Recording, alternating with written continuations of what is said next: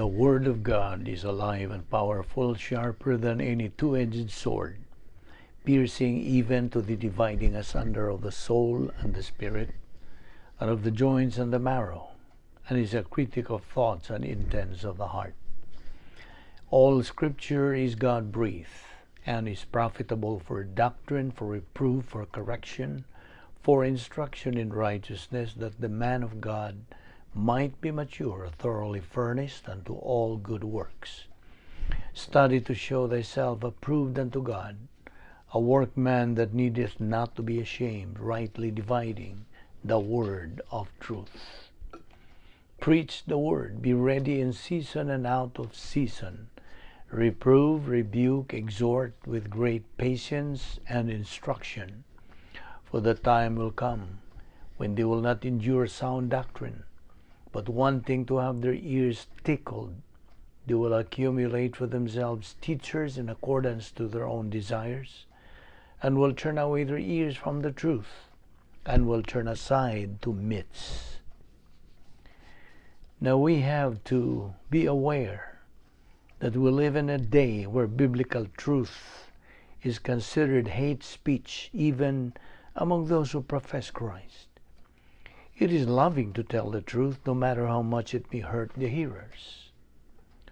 Always give yourselves fully to the work of the Lord, because you know that your labor in the Lord is not in vain. As we labor in the Lord faithfully, we wait patiently on the Lord, who makes things grow. For I am not ashamed of the gospel of Christ, for it is the power of God unto salvation to every one that believeth, to the Jew first, and also to the Greek. For therein is the righteousness of God revealed from faith to faith, as it is written, the just shall live by faith. Your word is a lamp unto my feet and a light unto my path. And the gospel must first be preached to all the nations. My son, do not forget my teaching, but let your heart keep my commandments. For length of days and years of life and peace they will add to you. How happy are those who hear the word of God and obey it. And may people who are called by my name humble themselves and pray and seek my face and turn from their wicked ways. Then I will hear from heaven, will forgive their sin, and will heal their land. Now, the next few moments are devoted to silent prayer. Gikinahanglan ang imong pagsusi sa imong kaugalingon, igsuon nga magtotoo, kung nanang pa kay mga sala diha sa imong huna-huna, sala ba sa huna-huna, sa dila o sa buhat, kini mahimong babag. This become a block in our study of the Word of God. No, nining adlaw, aron ikaw mandam, gikinahanglan nga gamiton nimo ang prinsipyo sa 1 Juan 1:9 nga gitawag og rebound technique. 1 John 1:9 nagasulti sa in English, if we confess our sins, He is faithful and just to forgive us our sins and to cleanse us from all unrighteousness. Therefore, human mo buhata ka na, andam na sa because pagpadayon sa pagtuon sa pulong sa Dios. Ugalang kanimo higalang wala pa'y Kristo sa mong kinabuhi. Giawhag ka, gidapit ka. Tuuhi si Ginoong Hesukristo ingon nga imong personal ka manluluwas, aron ikaw maluwas. Ang Acts 16:31 says, believe on the Lord Jesus Christ and you will be saved. Busa sa hilom, magampo kita.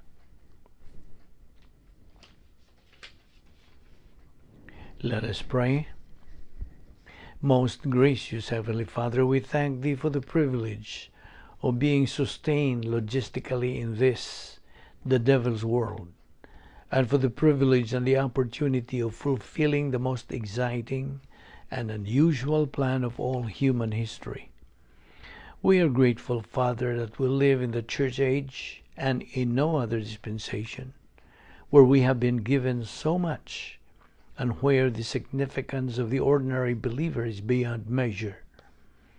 We now pray that God the Holy Spirit will challenge us regarding the things that we note, for we ask it in Christ's name. Amen. Mayong adlaw kaninyong tanan mga higala, mga igsoon, o niya kita, gipabuhi pa kita sa Diyos, gumikan kay anapay sa plano sa atong kinabuhi, o kiningtan gumikan lamang sa iyang kaluoy, gugma, kortesiya o grasya. Dili kita takos nini. Karon atong ipadayon ang atong paghisgot sa tunanan bahin sa the resurrection of the church, ang pagkabanhaw sa simbahan. Niadtong miaging adlaw o sa miaging higayon kita naghisgot niining maong doktrina. Atong gisgutan ang single event nga mao ang sunod nga mahitabo on the prophetic calendar. Mao kini ang musunod. Okay? Kitawag kini og pagsakgaw o rapture sa in English. Og diha sa 1 Tesalonica Kapitulo 4, versikulo 17, nagaingon diha, "Then we which are alive and remain shall be caught up together with them in the clouds to meet the Lord in the air, and so shall we ever be with the Lord." Now, gumikan niining maong bersikulo, ang verb diha nga caught up sa Griego nga pulong arpadzo, kini nakahulugan og paglabni, snatch up, to seize, pagsakmit. I hope sakto ka ng mga Binisaya. To seize means to pagsakmit and carry off by force. Sa ito pa, ang paglabni pinagig kusog. Further, it means the sudden swoop of an irresistible force nga magahulbot kanimo sa labihan sa kakalit, or a violent snatching away. Ang term nga pagsakgaw, rapture sa in English, usa kini ka pulong nga naghulagway usa ka paglabni, snatching away. Ug mao gyud naibot pasabot, o mao gisulti diya sa bersikulo 17. Naihigayon nga ang mga magtotoo pagalabnihon will be snatched up by a sudden, divine, irresistible force. Mao kini ang buti pa dayag diha sa maong teksto. May tungod sa maong hitabo. Okay? So mao kana, may tungod sa maong hitabo. That very event. Ug tuod, dili gini ang hitabo nga mobalik si Kristo pag-usab. This is not His second coming. Nga diin mo tunob siya sa yuta, yang pagbalik pag-usab, that is not that event. Sa iyang second coming, sa iyang ikaduhang pagbalik, He is going to set foot, mutunob siya dito sa bungtod sa Olibo, Mount of Olives. Dili ka na maong hitabuha. Tungod kay gaingon ka ng bersikuloha, og we who are alive and remain shall be caught up together with them in the clouds to meet the Lord in the what? In the air. You see? Okay. By the way, this event is not a judgment, because there is no judgment in He. Walay paghukom. Unsa maning maong hitabo is strictly ang paglabni, snatching away into the air kanatong mga magtutuo aron sa pagsugat kanato sa Ginoo. Now, aron lang sa paghatag kanimo og some kind of a background bahin nining hitabo nga gitawag og rapture. There are some foundations o pillars ayong tahaligi about this event. Musugod ta diha sa bersikulo 14, musibog ta gamay. Ang comfort o kahupayan sa usa ka Kristohanon bahin sa kinabuhi, luyo sa kamatayon, life after death, does not rest on philosophical estimation o pilosopo nga pagbanabana. Huwag kini magasandig og mga tawhanon nga mga panahom o human opinion. Wa magasandig sa ingon tag proklamasyon having the force of law o balaudnon sa konseho ba sa kapundok, but rather ang katinuod nining hitabo nga rapture nasandig sa katinuod sa kasaysayan, historical truth. Ang patukuranan o ingnon ta pilar alang sa atong paglaom is on historical truth. O gibahin kini ni Pablo, Apostol Pablo, ngadto sa tulo. Ang una, ang pagsakgaw is based, gibasihan nini mao ang kamatayon ni Kristo. Versikulo 14, for if we believe that Jesus died, okay, hunong tadiha, if, huwag kini mag-suggest o pagduha-duha, kundi nag-suggest lang kini sa ingnon ta o logical sequence sa pagtuo. Kung musugod ta with pagtuo nga namatay si Kristo, nan musangpot usab ka sa pagtuo nga siya nabanhaw og subsequent things. Ang mga taga Tesalonika nagatuo nga si Jesus namatay. Apan wa gyud nila mahagop sa tibuok ang kamahinungdanon niadtong hitabuan. It is this gitawag tag conditional clause, kondisyon kini nga matuman gyud kini siya. So, sanglit nagatuo man kita nga si Kristo namatay, nan ang iyang pagkamatay nagatuman kini sa tanang gikinahanglang kondisyones to turn sa kamatayon ngadto sa pagkatuog. You see? Switching it to sleeping. Ug ang pagkatulog, when referring sa mga magtutuo, ang kamatayon alang kanila gireduce kini og pagkatuog.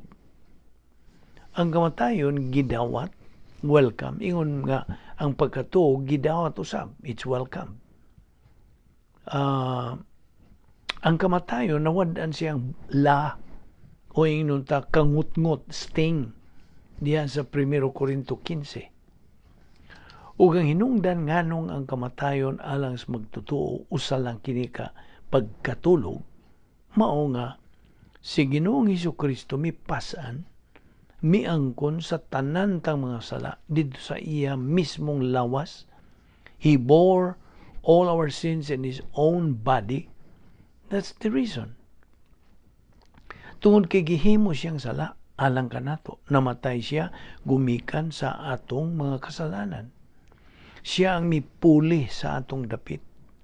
Diin kitang mga katawhan unta mo'y angayang ilansang og mamatay dito sa krus.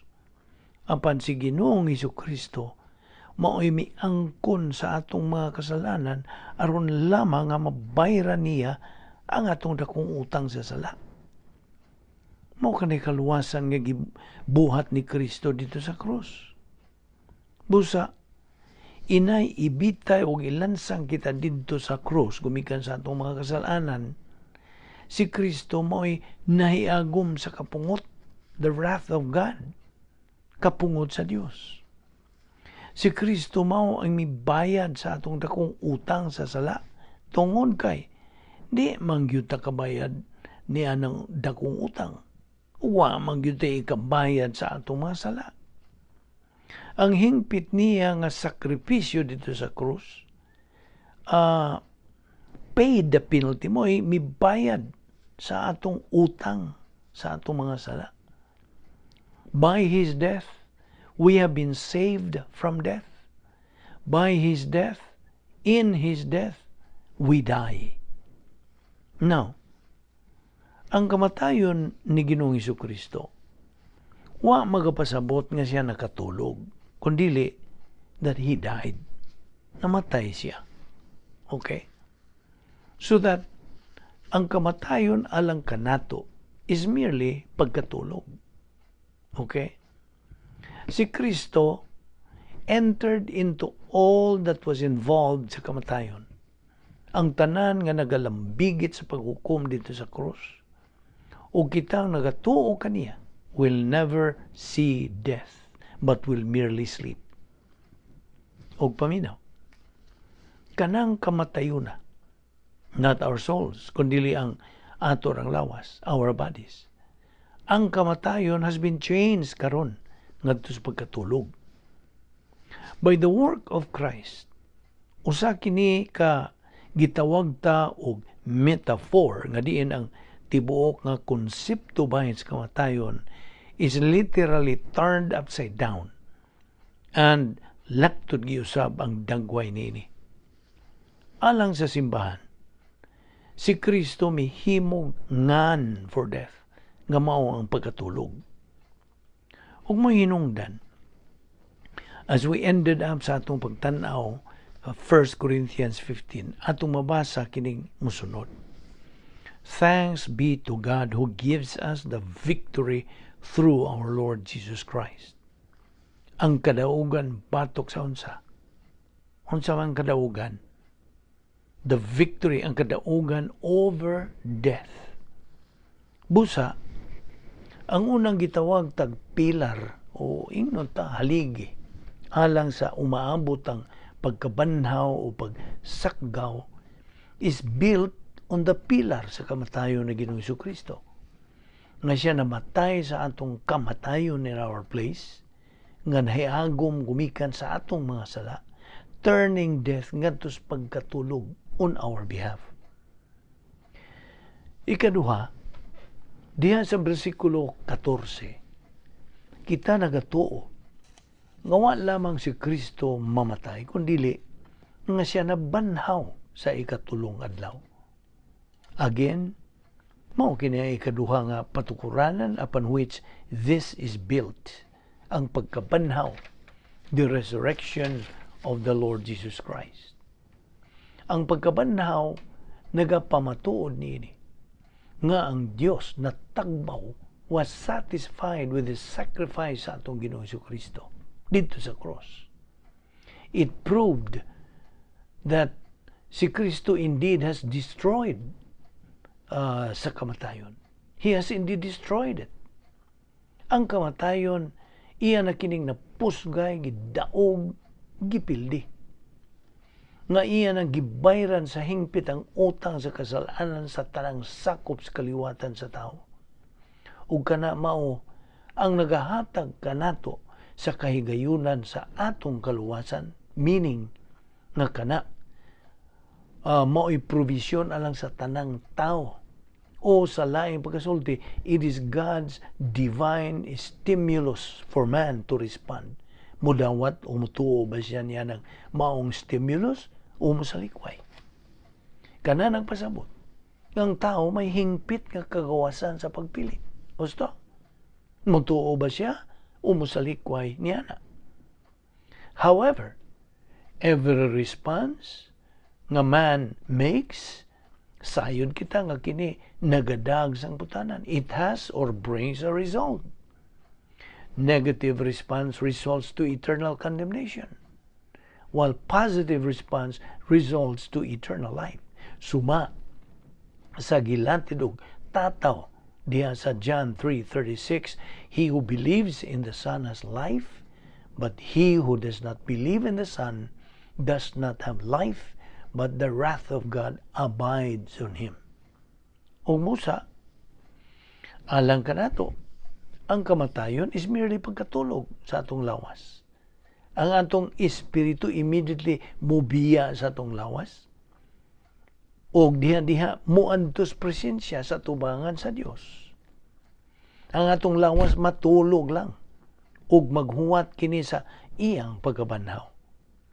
Dili may tabo ang kamatayon sa mga magtutuo apart from our Lord Jesus Christ. Ang kamatayon sa mga believers may tabo diha kang Ginoong Jesucristo. Ingon sa pagkabanhaw sa Dios kang Ginoong Jesucristo o pagbanhaw niya as so depicted nga itong makita diha sa pagbautismo. So iya kitang banhawon in Christ diha kang Kristo. In other words, sa laing pagkasulti, sa atong pag-ingon niya na, God will treat those who died kinsa misalig mituo kang Ginoong Kristo sama sa iyang pag-atiman kang Kristo mismo, namely pinaagi sa pagbanhaw kanila, gikan sa mga minatay, raising them from the dead. Ang pagkabanhaw ni Kristo is God's step. Usa kini kalakang sa pag-uyon, a step of approval niya itong iyang gibuhat dito sa krus, apan labaw pa niya na sa ato usab nga pagkabanhaw as well. So, kung mituo kita nga si Jesus namatay ug nabanhaw, that He rose again, even so, now, na kanay pagsumpay, there is a link gikan sa kang Kristo nga krus ug sa iyang pagkabanhaw. We are moved then sa unsay mahitabo sa mga Kristohanon inigdangat na sa rapture o pagsakgaw. Even so, ang Dios with Him muda kanilang nangatulog, those who have fallen asleep diha kang Kristo. Paminaw, mao kana ang buot nilang mahibawan. Unsa gyud ang mahitabo niyadtong nangamatay. Mihawa naman ang ilang espiritu, obviously, ug miuban na sa Ginoo. Perhaps nasabtan nila ang tibuok niya na. But they would have understood that they would be with the Lord. O tingali kung ilag yung sabton, nga then they would be in a position nga manag-iya na kini sila sa kinabuhi nga walay katapusan. Eternal life. Apan, what about sa ilang mga lawas? Would they be always incomplete? Dili ka kini kompleto? Would they be somehow mas minus kung itandi niya itong miagi o nakasinati sa pagsagaw? No. Not at all. Dili ka na may tabo. Pagadadon kini sila sa Dios, God will bring with Him kanila nga nangatulog diha kang Hesus. Mao kini ang saan sa pagbanhaw, the promise of resurrection. Gibanhaw sa Dios si Jesus, and He will raise sa tanan nga who are in Jesus, bisan kadto nangamatay. Kitang tanan, all of us, nasumpay ngadto sa resurrection ni Ginoong Jesucristo. We are all linked to it. Anto kanang nakita dito sa 1 Corinto kapitulo 15 versikulo 23, the resurrection is this: in His own order, si Kristo mo ang unang bunga, the first fruit. Humaniana, kadtong iyahan ni Kristo at His coming. All who are Christ's, ang tanan nga iyahan ni Kristo, pagabanhawon. The fact that ang tanan nga nangamatay na, ang ilang mga lawas are in their grave. Atuwa sila sa ilang mga lubnganan. Does not kini eliminate them gikan niini nga great event dako kayong hitabo. Agi lang og pag-extend og jutay niya ng mahina. Mubalik ta gamay dito sa Roma kapitulo 6. Ato nga tagag dakong pagtagad ang kamatuoran bahin sa atong pagkadugtong kang Ginoong Jesucristo sa iyang kamatayon ingon man sa iyang pagkabanhaw. Briefly, ang Roma 6:3 nagaingon, do you not know that all of us who have been baptized and immersed were baptized into His death? Ang gisgutan niya nga baptized, that all of us who have been baptized, ang pasabot ka na o union with Christ, nga kita na dugtong na kang Ginoong Jesucristo. Sa versikulo 4, therefore, we are buried with Him by baptism into death, that like as Christ was raised up from the dead by the glory of the Father, even so we also should walk in newness in life or of life. Verse 5, for if we have been planted together in the likeness of His death, we shall be also in the likeness of his resurrection. Verse 6, knowing this, that our old man, meaning old sin nature, is crucified with him, that the body of sin might be destroyed, that henceforth we should not serve sin. Verse 7, for he that is dead is freed from sin. Verse 8, now if we be dead with Christ, we believe that we shall also live with him. Mao na hitabo nitong iya ni Kristo nga kamatayon o pagkabanhaw. We are in Christ. Si Apostol Pablo nagsulti niini diha sa 1 Corintios 6:14. Now God hath both raised up the Lord and will raise us up by his own power. Usab diha sa 2 Corinto 4:14, knowing that he which raised up the Lord Jesus shall raise up us also by Jesus, and shall present us with you. So, si Pablo nagaingon nga, bisan kung ikaw atuwa sa lubnganan in your body, even if namatay ka na o gikalubong, pagbanhaon ka, you will be raised as the Lord Jesus himself was raised. Ug busa, balik ta sa atong teksto, ang versikulo 14 mitapos sa pag-ingon og God will bring with him those who have fallen asleep in Jesus.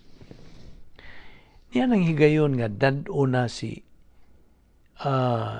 Jesus, dadto na si Jesus sa Dios, balik kanto sa langit no niyang himaya from this rendezvous uban sa iyang mga katawan.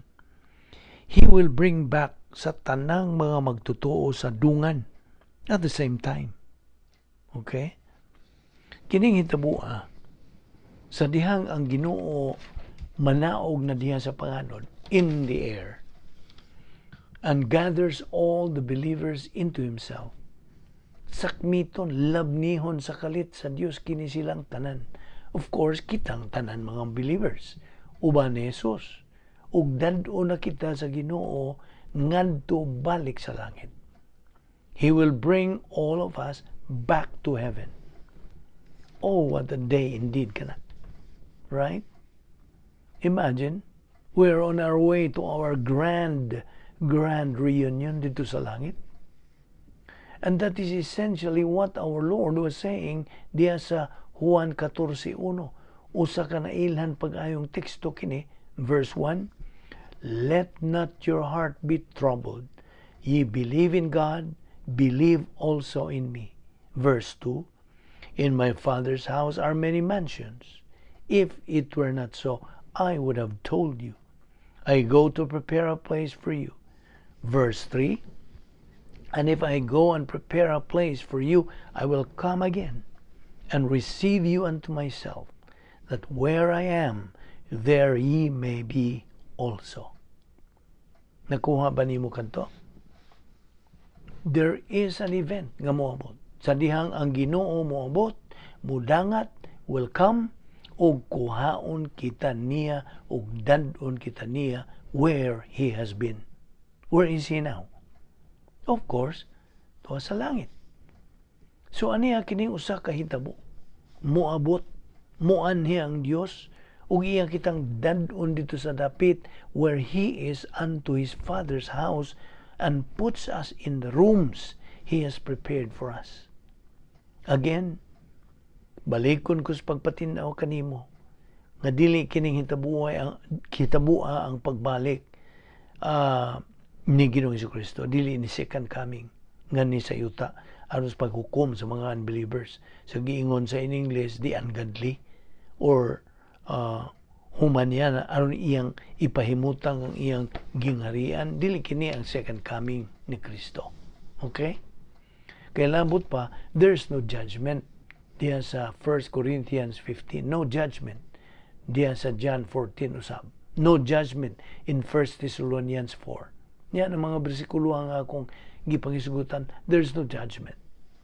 The Lord does not come down and step on the ground of Mount Olives. He comes through the air. Diha sa kahanginan, sa panganod. He collects, pinaagi sa pagbanhaw sa mga magtutuo, ug dadon kini silang tanan ngadto sa balay sa Dios nga Amahan, ug ibutang kini sila didto sa mga lawak nga giandam sa Amahan alang kanila.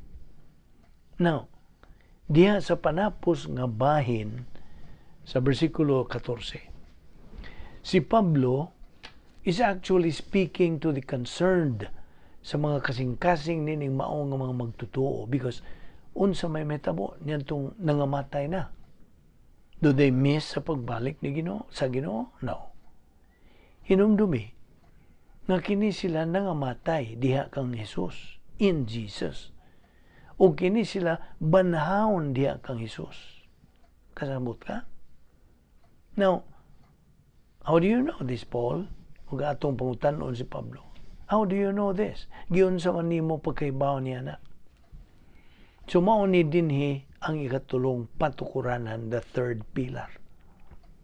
This truth, ang pagsakgaw sa simbahan, the gathering, the snatching, gibasihan kini sa kamatayon ni Kristo o sa pagkabanhaw ni Kristo, in which kita nahilambigit, we are involved. Apan gibasihan usab kini sa gipadayag o revelation from Christ. Verse 15, for this we say to you by the word of the Lord. Now, where do you get niining kasayuran, Paul? Mao na ipangutanan nila. Where do you get niining kasayuran? By the word of the Lord, on the basis of divine revelation. Apanon sa manggibot niyang ipasabot specifically? Buot ba niyang ipasabot nga there are some sayings in the Gospels nga diin may bungat si Jesus ba inihini?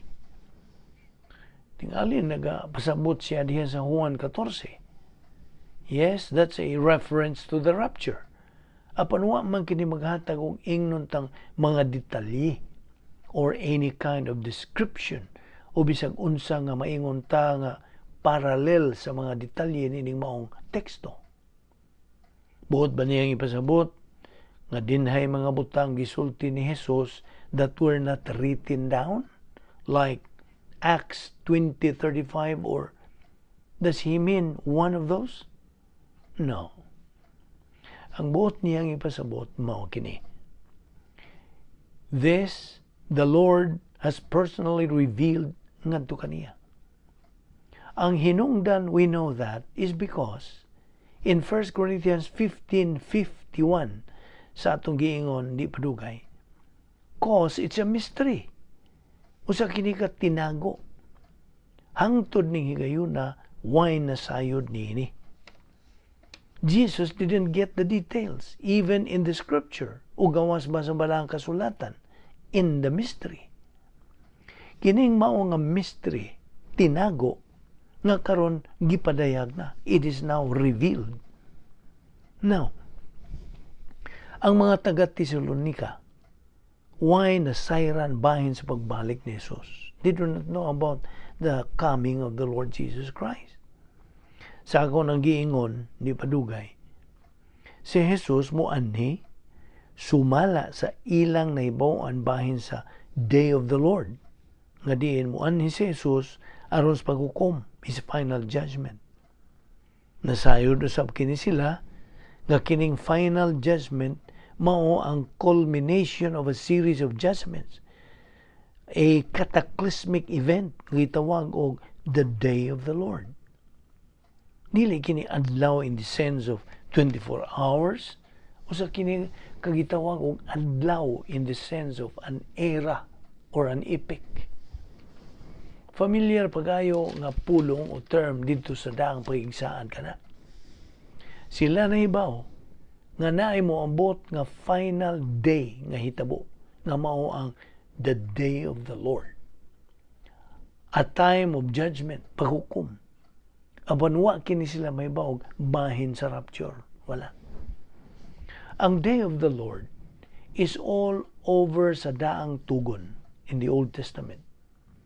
Usahay naghisgot kini may tungod sa historical nga adlaw sa Ginoo, which comes as paghukom. Sometimes naghisgot kini niya ng eschatological final day of the Lord.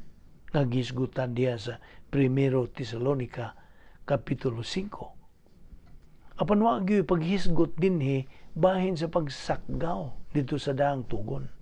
It's built on the death, pagkamatay o pagkabanhaw ni Kristo, and revelation from Christ nga hangtod ning tungura is a mystery, usa ka tinago. Now, wa gyud na ka lig-ong patukuranan. Usa ka na ka lig-ong patukuranan.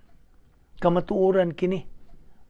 Binasihan ang pagkatinuod sa pagkamatay ni Kristo at Christ's resurrection and His own revelation sa iyang pagpadayag ngadto sa iya mismong mga tinunan, mga apostoles. Lig-on ka ng patukuranan, strong foundation. So, you see the pillar sa pagsakgaw. Ikaduha, ang mga participants ang misalmot sa pagsakgaw. And this gets ngadto sa issue, kinsa may malambigit, who's gonna be involved. Well, miingon siya diya sa versikulo 14, God is going to bring with Him those who have fallen asleep. Ang mga nangamatay are not going to miss this. Obviously, hinumdumi dinhi nga they are now spiritually with the Lord. Atuwa na sila in the presence of the Lord. Absent in the body, present with the Lord. Far better to depart to be with Christ. No middle ground. Why purgatorio nga gisgutan diha? Why giingon nilag soul sleep? Ang panang ilang mga lawas nangatog. Their bodies sleep. Apan kadto silang who have fallen asleep will not miss this event. Okay? Nag-ingon kini diha sa versikulo 15 og we who are alive and remain hangtod sa pag-abot sa Ginoo. Kining pulong nga we, this interest me. Na interesado kita nini. We, ang we diha nagpasabot ba si Pablo dinhi nga it could happen in his lifetime? It does. O maninoon kadto mahitabo sa iyang lifetime, it could have happened in his lifetime. Sanglit kadtong maong hitabo, wa may ilahanan. No sign. It was a signless event. Mao man to'y giingon nga kalit nga cataclysmic paglabni nga event. Sudden. Kalit. Why bisag mausa ka ti mailhan nga gisgutan sa Biblia anywhere diya sa bagong tugon nga that there's any ignota precursor o una-una umuuna ni ining maong event. Wala.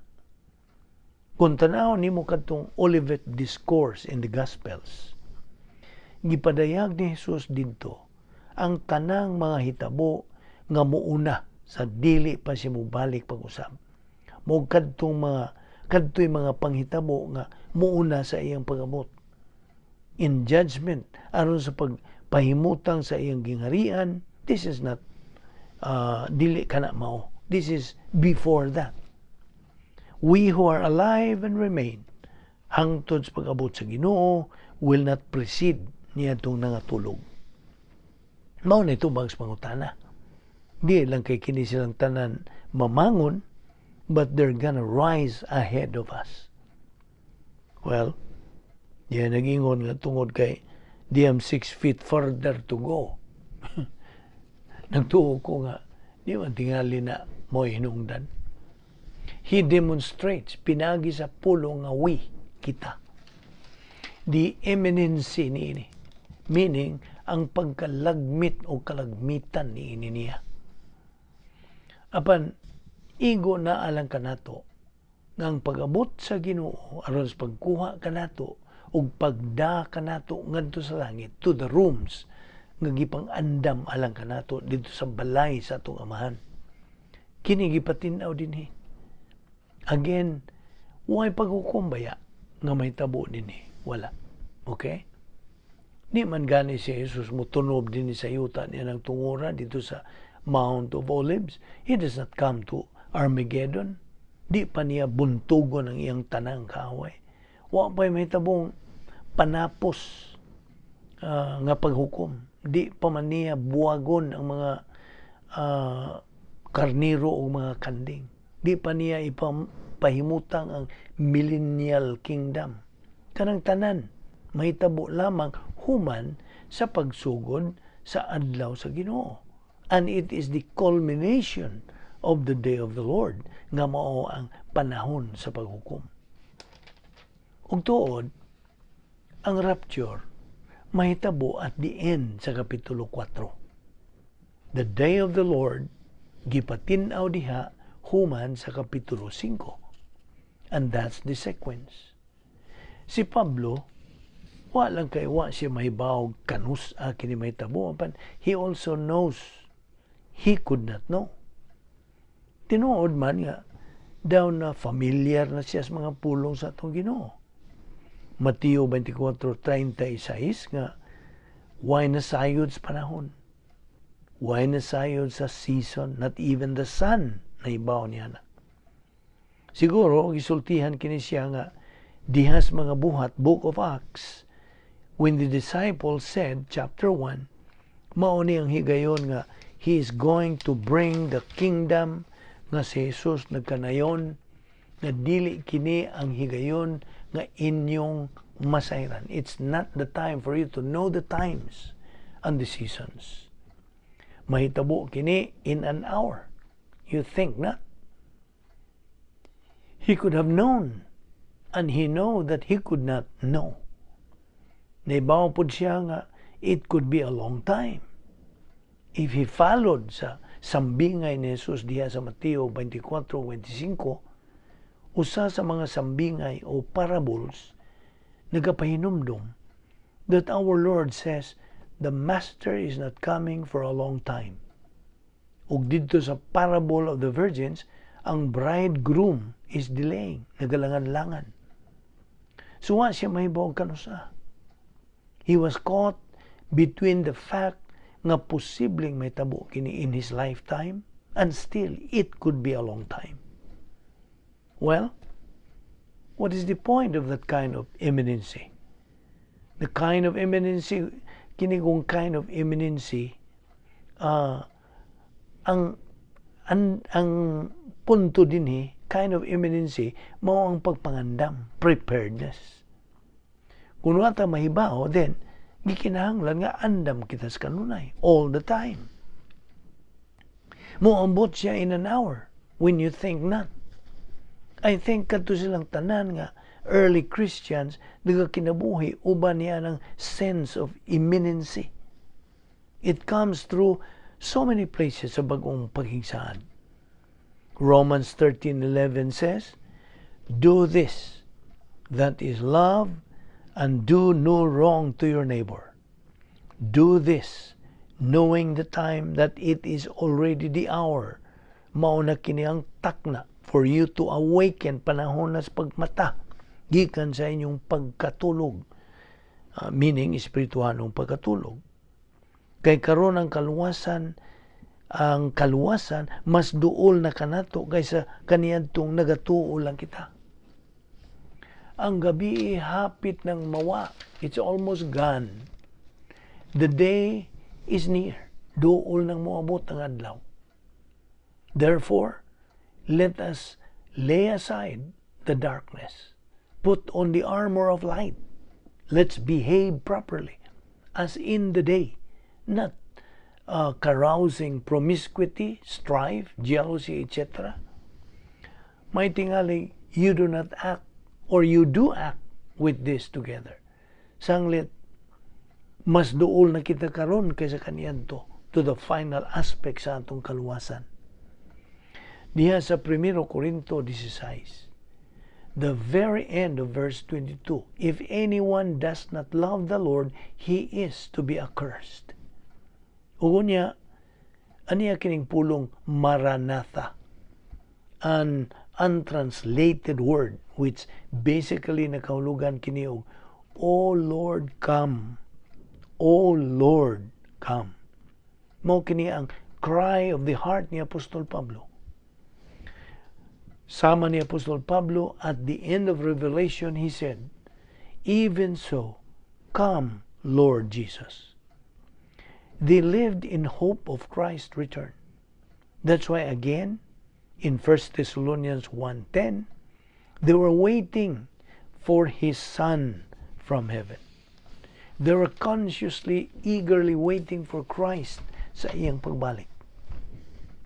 They lived uban niya ng maong mahinamon nga pagpaabot sa pagbalik ni Kristo. Diha sa katapusang kapitulo sa 1 Thessalonians 5:23, na ay benediction diha. Now, may the God of peace sanctify you wholly. And I pray, God, your whole spirit and soul and body be preserved blameless unto the coming of our Lord Jesus Christ. And He is talking to them. You need to think about Christ's coming. You need to be godly, virtuous, holy, pure. Mubalik na si Kristo. And this epic is going to happen in their lifetime. 1 Timothy 6:13 says, I give thee charge in the sight of God, who quickeneth all things, and before Christ Jesus, who before Pontius Pilate witnessed a good confession. Verse 14, that thou keep, Timothy, this commandment without spot, unrebukable until the appearing of our Lord Jesus Christ.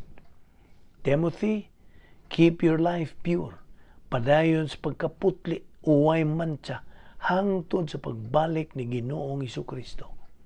As if to say, He could come in your lifetime. Gani, you could sum it up diyan sa Titus 2 verse 13. Nga diin ato kining mabasa, looking for that blessed hope and the glorious appearing of the great God, our Savior Jesus Christ. Unsay nauna niya na, the grace of God has appeared, bringing salvation to all men, teaching us that denying ungodliness and worldly lusts, we should live soberly, righteously, and godly in this present world. Kitang tanan should be living as if Christ could come at any moment. Okay? Ingon niya na ang ilang pagkinabuhi. That's how we are to live. Diha sa Filipos, atong mabasa, Kapitulo 3, versikulo 20, our citizenship is in heaven, from which also we eagerly wait for a Savior, the Lord Jesus Christ. Nagapaabot kitang tanan for the Savior to come. Din hilang una kita kutom sa atong paghisgot niini, ato kang gidapit sa pagpadayon sa pagsunod niini, sunda ang sumpay ning atong pagtuon niining pagsakgaw sa simbahan, the resurrection of the church. Magampot ha. With your heads bowed and with your eyes closed, atong ipahinuod kining panakop nga mga gutlo sa atong pagtuon. To those of you who are here nga walay Kristo sa ilang kinabuhi, the scripture declares God so loved the world that He gave His only begotten, uniquely born Son, that everyone believing in Him may not perish, but have everlasting life. For God sent not His Son into the world to condemn the world, but that the world through Him might be saved. He that believeth on Him is not condemned, but he that believeth not is condemned already, because he has not believed in the name of the only begotten Son of God. The Lord Jesus Christ had you personally in mind when He went to the cross. He personally died for your sins and took your place in order that you might become the heir, the possessor of eternal life. And therefore, as you sit there, Nining adlaw, with your eyes closed to assure you of privacy. Ana kay kapilian. And the opportunity right now of making the greatest decision of life. Ang desisyon sa pagtuo kang Ginoong Jesucristo. Tumuo ka kang Ginoong Hesus ug ikaw maluwas. Magampo ta.